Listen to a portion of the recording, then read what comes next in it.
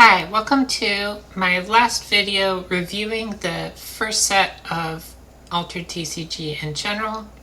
This one is going to compare the factions to each other really quickly so that you could infer the relationships between the heroes that you might lock in to play with, and finally have an opinion on everything.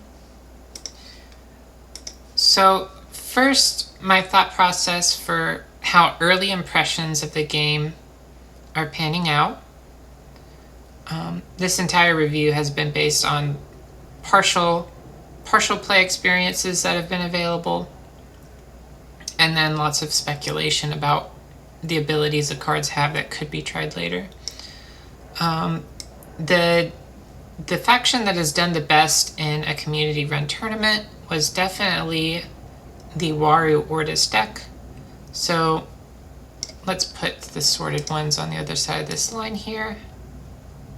We're starting with an assumption that Ortis is pretty good. Waru is really powerful. He's powerful even when he's just making a 1/1 token every turn and getting to pick where it lives, and getting some flexibility in which characters he wants to use immediately and which ones he wants to save for later. And then he's extra powerful if he plays the strongest bureaucrat, Robin Hood. I feel like the second strongest bureaucrat is like way behind Robin Hood, and it's probably the attorney. But the bureaucrat abilities make him even stronger. But he is limited in which cards are available. He can't trigger his special ability extra beyond those.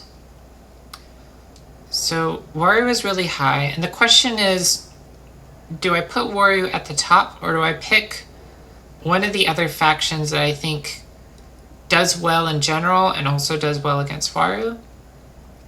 Because Waru definitely does well in general, and if you look at what Robin Hood does to the entire card pool of responses, Robin Hood is a strong response to just any opening hand from any of the other factions. I do think one faction has so many different tools for dealing with Waru that I would like to be a bit brave and suggest that possibly they are better than Ortis. Aside from Sigismar is actually a really good way to fight Waru too. It just incidentally ends up being the same faction. Muna has like a lot of tools for dealing with Waru. Muna can anchor small characters and put lots of boosts on them to try to leverage the blind spot on sticky seal scrolls only hitting high costs. Muna can try to bank lots of valuable support abilities instead of banking lots of cards that Muna would like to play, which can reduce the number of times you pay Robin Hood tax.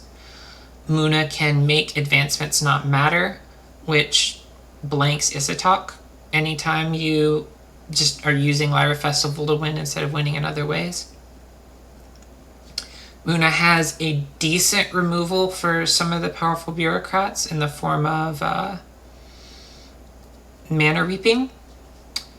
Muna has a way to give both players mana. I feel like I'm blanking on her name right now, but the 4/5/4 character that can give both players mana can be pretty helpful. And then if you're not specifically fighting Waru and you're just trying to leverage these tools to be powerful, they're still all powerful tools. If your opponents who aren't Ortis kind of have more flexibility in the kinds of removal they use to deal with Lyra Festival strategies and small anchored characters, but you still sometimes just draw your cards in the right order better than your opponent does and use Lyra Festival to get a win. And if you don't draw them like that, you can mana zone it. And you can also use the anchored support abilities to get more stats than you deserve and do that repeatedly. You can also use the sleep abilities on the last turn of the game when they're super cost efficient. So all those things still allow you to be pretty powerful. And there's a lot of flexibility in the different strategies you might try with Muna. So I want to put Muna really high for that reason. I'm really impressed by the options available to Muna. But a very likely switch would be that Ortis is simply better than Muna. Right below both of these, I would like to put Lyra. Ranking Lyra is tricky to me because I think the average power level of the cards in Lyra is actually a little bit lower than Axiom and Bravos, but the way a few specific things line up against these other two factions is really favorable. Small Step Ahead lines up against the Green Lyra Festival really favorably. And Cloth Cocoon lines up against Robin Hood very, very, very well. It's very exciting to Cloth Cocoon Robin Hood.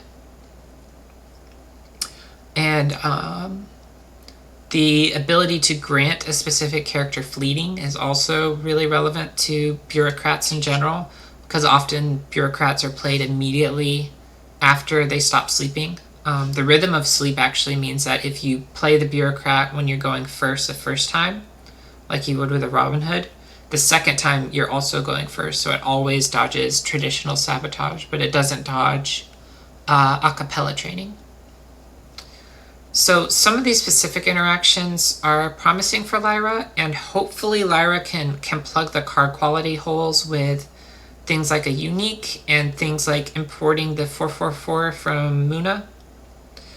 But it's possible that one of these next two factions with higher average power level are actually better than Lyra.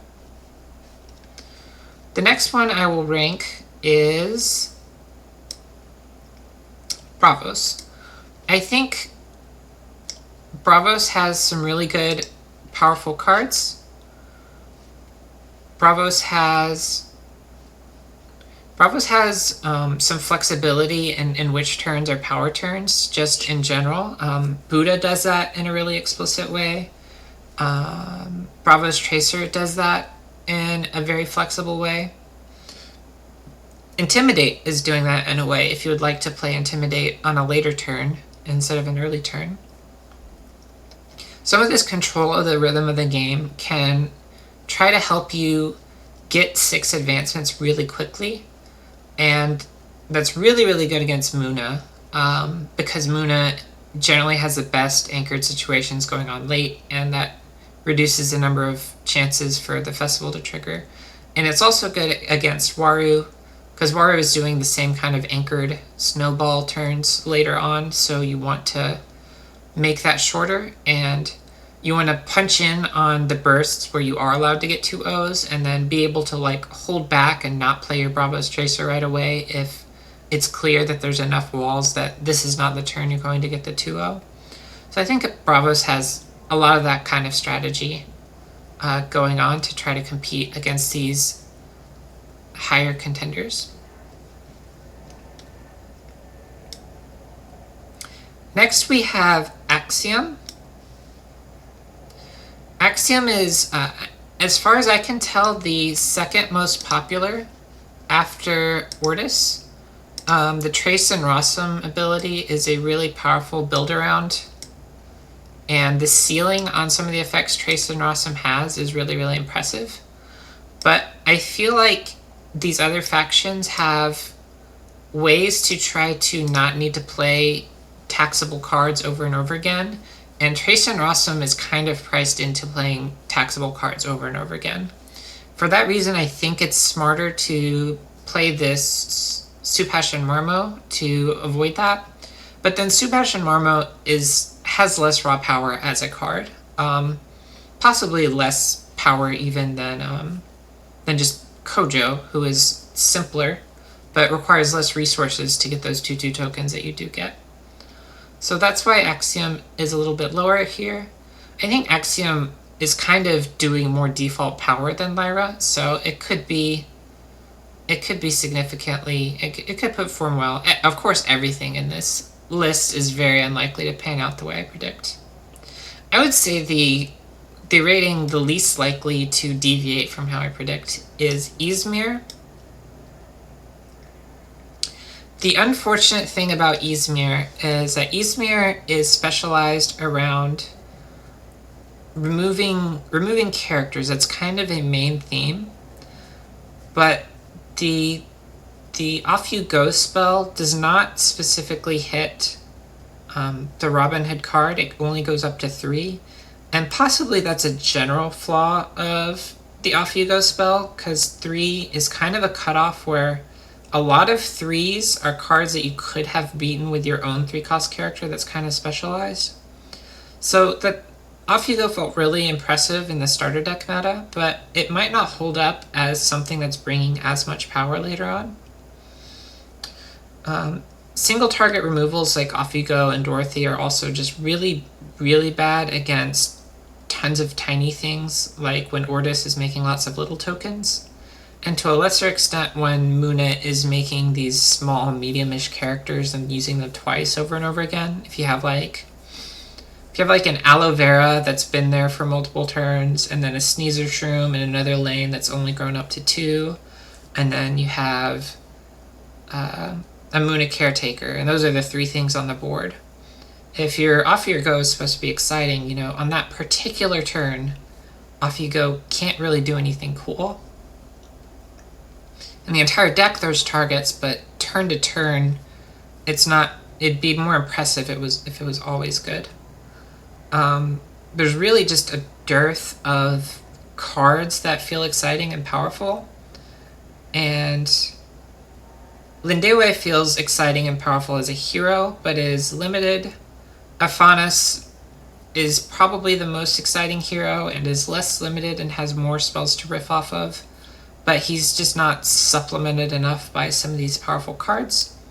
And the cards that are powerful are possibly railroaded into hoping your opponent plays one big thing, and they just might not do that. So I think Izmir has the toughest time and is the least likely to find a way through the first set. Might get a lot better later. So those are my rankings. But I think any of these are good enough.